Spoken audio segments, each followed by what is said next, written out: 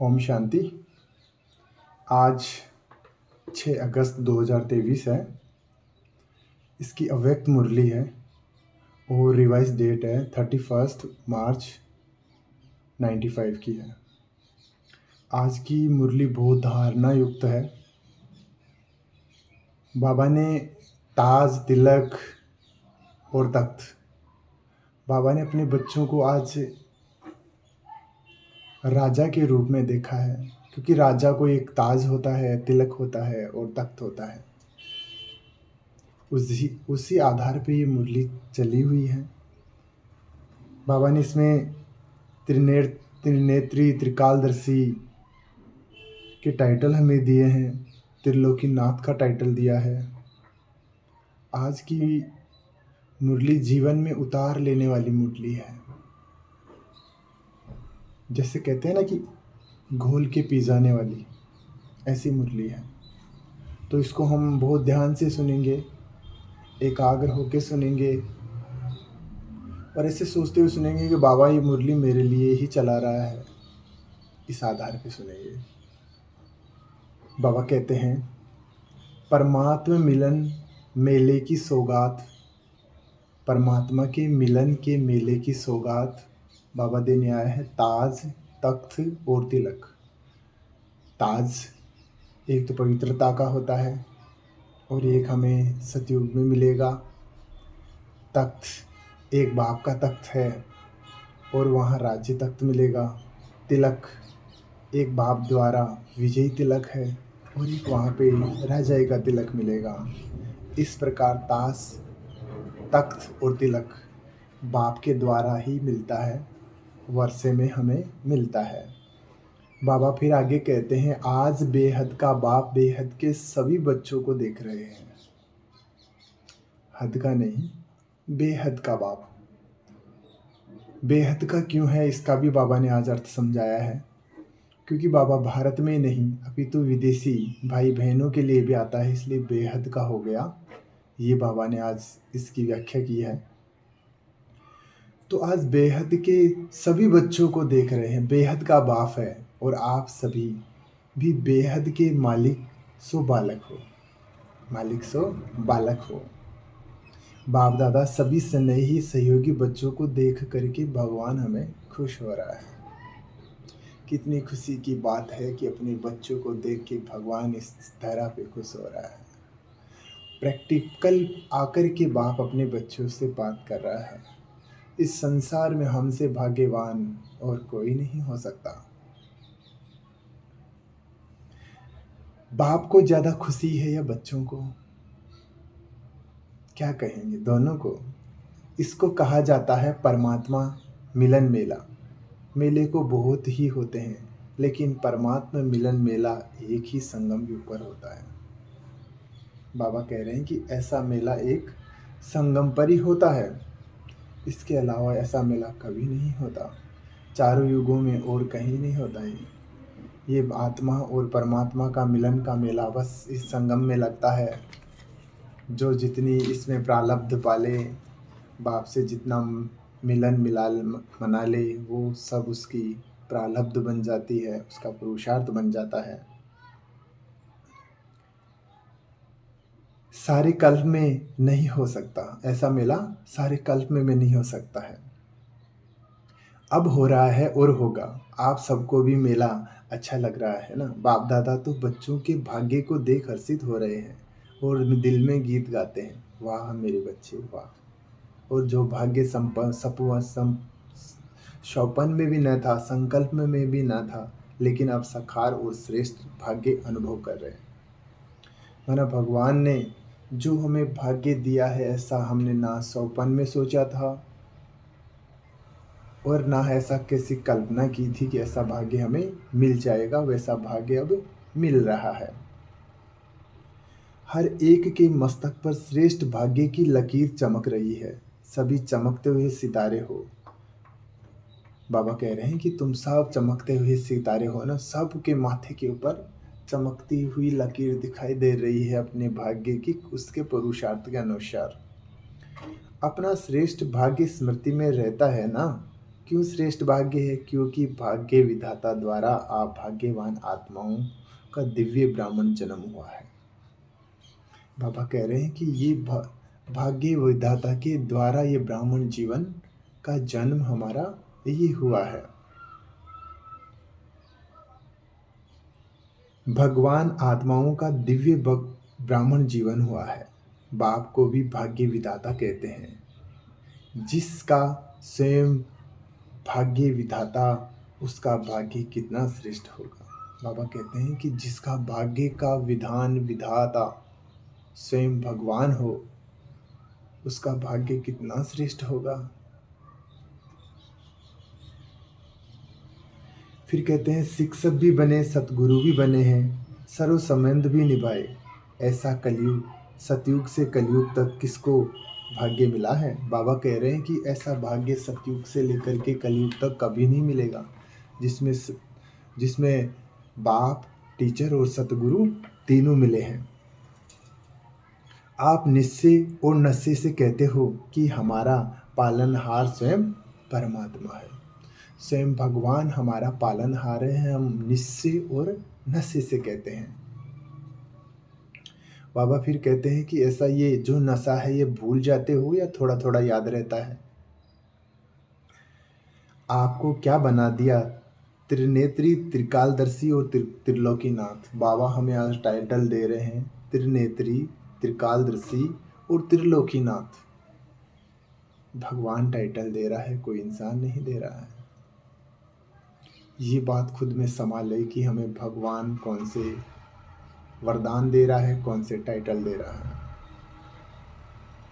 ऐसी पढ़ाई पढ़ाता है, अभी तक ये डिग्री सुनी है, जज, बैरिस्टर, डॉक्टर, इंजीनियर। डिग्रीज देखिए, लेकिन त्रिलोकीनाथ, त्रिकालदर्शी, त्रिनेत्री, नॉलेजफुल, ऐसी डिग्री आपने ना कभी देखी होगी, ना कभी सुनी होगी चारों युगों के अंदर। ऐसी डिग्री हमें स्वयं भगवान देता है।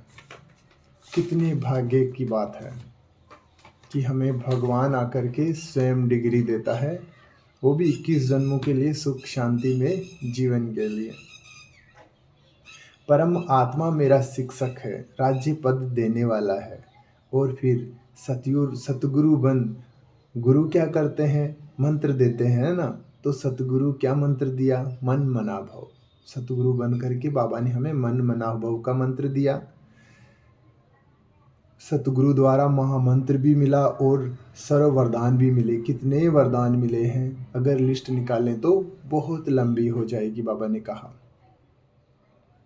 रोज वरदान मिलता है ना, कितने समय से मिल रहा है। इसे वरदान कोई फॉलोअर, कोई गुरु दे न सके। ऐसे वरदान और कोई फॉलोअर, गुरु ऐसा कोई दे नहीं सकता जैसे हमें बाबा देता है। अगर परमात्मा द्वारा मेला हुआ तो माया भी झमेला जरूर करती। बाबा फिर माया की बात बता रहे हैं कि परमात्मा का जब मेला लगता है तो उसमें माया भी झमेला अवश्य करती है, क्योंकि परमात्मा का और माया का साथ साथ में कार्य चलता है।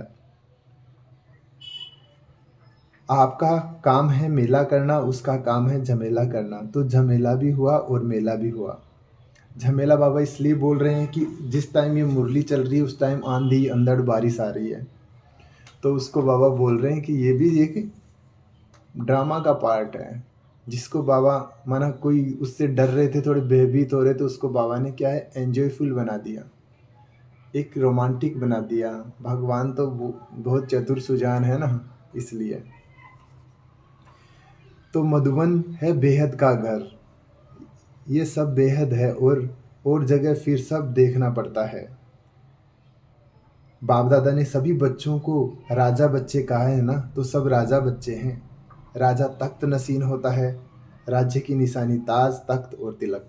जब राजा होता है ना तो उसको ताज दिया जाता है, तख्त होता है उसका बैठने का, और तिलक किया जाता है।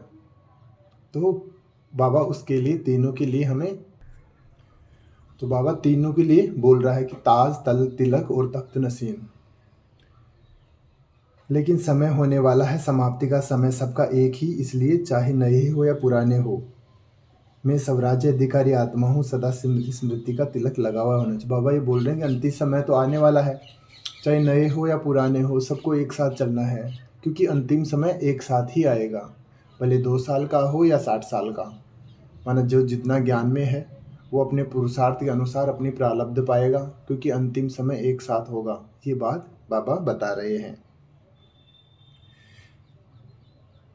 कभी मिट्टी मिट्टी लग जाए, कभी लगा हुआ हो नहीं, राज्य अधिकारी अर्थात तिलकधारी। बाबा बोल रहे हैं कि कभी तिलकधारी बनते हो या कभी साधारण बन जाते हो।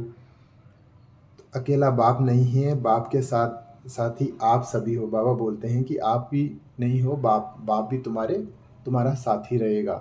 फिर आगे बाबा कहते हैं कि वैसे भी देखो बहुत प्यारे होते हैं ना, जो जो बच्चे बहुत प्यारे होते हैं, लाडले होते हैं, उनको माँ बाप क्या करते हैं? जो बच्चे लाडले होते हैं, बहुत प्यारे होते हैं, उनके लिए माँ बाप क्या करते हैं? क्या करते हैं? उनको मिट्टी भी नहीं लगने देते, उनको 2 मिनट के लिए छोड़ते नहीं हैं। जो बच्चे होते हैं ना, लाडले बच्चे, पाँव ज़मीन पे पाँव नहीं रखने देते। ये बात बाबा बता रहे हैं। तो बाबा कहते हैं तुम भी मेरे लाडले बच्चे हो। कितनी प्यारी बात बोल रहे हैं वहाँ। आप हो तो तख्त को छोड़ फिर साधारण स्वरूप धारण क्यों कर लेते हो? बाबा बोलते हैं कि फिर अपने ताज और तख्त की गरिमा को छोड़ के आप साधारण स्वरूप में क्यों आ जाते हो? कभी तो उड़ते रहते हो, कभी फिर धीरे चलते हो, कभी बिल्कुल साधारण हो जाते हो। तो ऐसी स्थिति आपकी ऊपर नीचे क्यों होती है? ये बाबा बोल रहे हैं। फिर अब बाबा आगे बोलते हैं कि तुम युद्ध करते हो या बाबा से योग लगाते हो या युद्ध करते हो? बाबा बोल रहे हैं कि बाबा बच्चों को देखते हैं कि अमृत वेले कुछ बच्चे होते हैं जो कुछ युद्ध करते हैं, कुछ योग लगाते हैं। तो युद्ध कौन करते हैं? क्षत्रिय करते हैं। तो आप योग के समय क्षत्रिय बन जाते हो या योग करते हो या बाप को याद करते हो? युद्ध नहीं करनी है, कभी ब्राह्मण बन जाते हो, कभी क्षत्रिय बन जाते हो। अगर माया से युद्ध करनी पड़ती है तो क्षत्रिय, ब्राह्मण माना विजयी और क्षत्रिय माना युद्ध करने वाला। ब्राह्मण का अर्थ होता है विजयी और युद्ध करने वाला क्षत्रिय। तो बाबा ही योग के बारे में बताते हैं कि कभी योग में बैठते हैं तो बच्चे पता नहीं कहाँ के कहाँ चले जाते हैं माया से युद्ध करने के लिए, क्योंकि क्या संकल्प करते हैं और संकल्प कहीं और चलते रहते हैं। आप चाहते नहीं, लेकिन कमजोर होने के कारण माया अधीन बना लेती है। बाबा बोलते हैं कि आप चाहते नहीं हो, लेकिन कमजोर होने के कारण माया उसके अपने अधीन बना लेती है। तो उस समय योगी हो या योद्धे हो, योगी तो नहीं कहेंगे ना। चाहते हैं कि एक बच्चा योगी बच्चा हो। बाबा तो ये कह रहे हैं कि कोई मेरा हर बच्चा योगी बच्चा हो, युद्ध मेरे बच्चे को ना करनी पड़े। बाप दादा को बच्चों के युद्ध की मेहनत अच्छी नहीं लगती। परमात्मा के बच्चे तो सदा मौज में रहने वाले हों, मज़े में रहने वाले हो, युद्ध मेहनत करने वाले नहीं। बाबा कहते हैं कि मेरे बच्चे सदा मौज में रहने वाले हों, युद्ध नहीं करने वाले हों, मौज में रहें, उड़ते रहें, ऐसे हमारा मेरा बच्चा रहे। हर बच्चा राजा बच्चा बने, बाबा ये चाहते हैं। तो बाबा आगे लास्ट में कहते हैं कि तो क्या बनेंगे, योगी बच्चे या योद्धा बच्चे?